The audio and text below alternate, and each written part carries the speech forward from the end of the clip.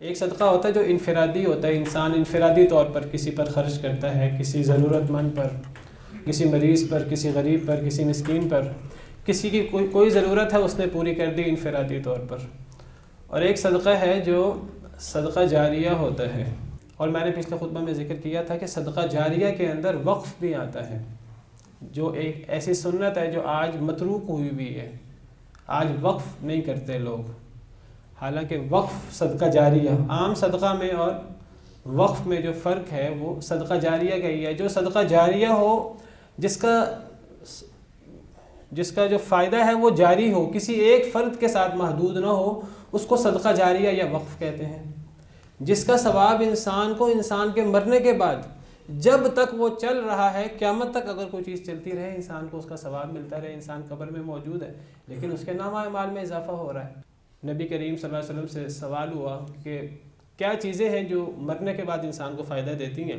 تو نبی صلی اللہ علیہ وسلم نے آپ نے فرمایا کہ جب انسان فوت ہو جاتا ہے تو اس کے سب اعمال ختم ہو جاتے ہیں۔ انسان کے اعمال انسان کی زندگی کے ساتھ ہیں، سب اعمال منقطع ہو جاتے ہیں سوائے 3 اعمال کے۔ اذا مات ابن آدم انقطع عمله الا من 3۔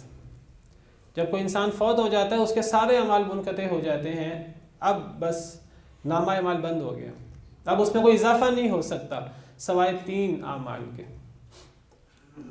صدقۃ جاریہ، صدقہ جاریہ ہو، کوئی مسجد بنا دی،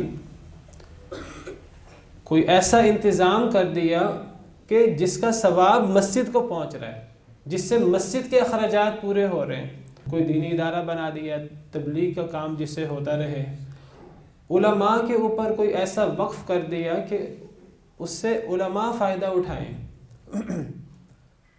سیدنا عبداللہ بن مبارک کا آپ نے نام سنا ہوگا، وہ فرمایا کرتے تھے وہ تجارت کرتے تھے، عالم بھی تھے، بہت بڑے عالم بھی تھے، ساتھ تاجر بھی تھے۔ وہ کہتے تھے میں تجارت اس لیے کرتا ہوں کہ میں علماء پر خرچ کروں، کیونکہ جو علماء پر خرچ کرنا ہوتا ہے، علماء اور طالب علموں پر، وہ صدقہ جاریہ ہوتا ہے۔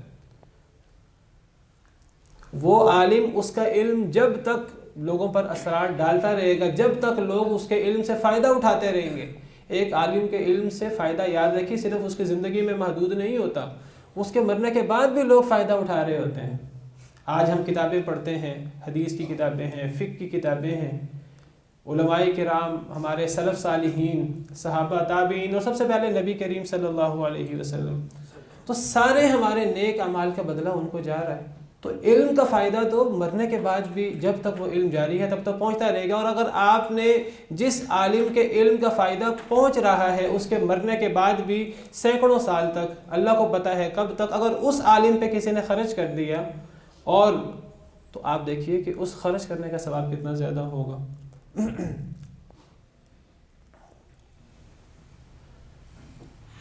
تو علماء پر خرچ کیا جائے، طالب علموں پر خرچ کیا جائے جو دین کا علم حاصل کر رہے ہیں، دین کی تبلیغ میں خرچ کیا جائے، جس سے دین کا غلبہ ہو، ان چیزوں پر خرچ کیا جائے۔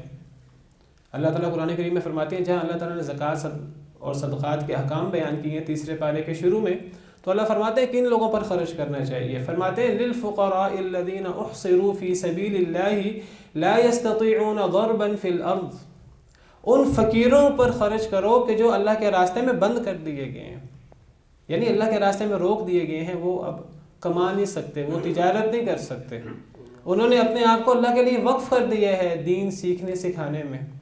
للفقراء الذین احصروا فی سبیل اللہ، ایسے طالب علم، ایسے علماء جو اللہ کے راستے میں وقف ہو گئے ہیں، ان میں سے جو فقیر ہیں، ان میں سے کئی مالدار ہو سکتے ہیں، مالداروں پر تو نہیں ہوتا، ان میں جو غریب اور مسکین ہیں، عام غریب مسکین سے ان پر خرچ کرنا وہ زیادہ افضل ہے۔ لا یستطیعون ضربا فی الارض، وہ زمین میں چل نہیں سکتے، زمین میں چلنے سے مراد اپنے روزی کمانے کے لیے، تجارت کے لیے۔ یحسبهم الجاہل اغنیاء من التعفف، کسی سے مانگتے بھی نہیں ہیں، ہاتھ بھی نہیں پھیلاتے، تو ایک اجنبی سمجھتا ہے کہ یہ تو غنی لوگ ہیں، ان کو ضرورت ہی نہیں ہے، ان کو خود تلاش کرنا ہے۔ یہ صدقہ دینے والے کی ذمہ داری ہے، وہ تلاش کرے، ان کا کام نہیں ہے کہ وہ بار بار تقاضا کریں، وہ ہاتھ پھیلائیں، وہ تو مانگتے ہی نہیں ہیں۔ تعرفهم بسیماہم، تم انہیں ان کی نشانی سے پہچان لو گے۔ لا یسألون الناس الحافا، لوگوں سے لپٹ کر سوال نہیں کرتے. وما تنفقوا من شیء من خیر فإن اللہ بہ علیم، تم جو بھی خرچ کرو اللہ اسے جاننے والا ہے. تو صدقہ جاریہ. اور فرمایا دوسری چیز جس کا انسان کو مرنے کے بعد فائدہ پہنچتا ہے، علم ينتفع به، وہ علم جس کا فائدہ جاری ساری ہے. اور تیسری چیز جس کا انسان کو مرنے کے بعد فائدہ پہنچتا ہے، او ولد صالح يدعو له، وہ نیک صالح اولاد جو مرنے کے بعد انسان کے لیے دعا کرے.